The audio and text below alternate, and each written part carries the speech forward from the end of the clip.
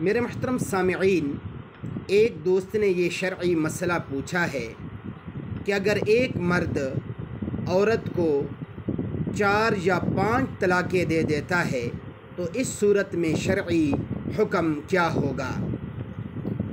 تو اس شرعی مسئلہ کا جواب سننے سے پہلے آپ حضرات سے گزارش ہے کہ میرے اسلامی چینل کو ابھی سبسکرائب فرما لیجیے تاکہ آپ حضرات تک مستند شرعی مسائل پہنچتے رہیں۔ تو آئیے اس شرعی مسئلہ کے جواب کی جانب۔ یہ آپ بات ذہن میں رکھیں کہ مرد کو صرف 3 طلاقیں دینے کا اختیار ہے، اس سے زیادہ طلاقیں دینے کا مرد کو اختیار نہیں ہے۔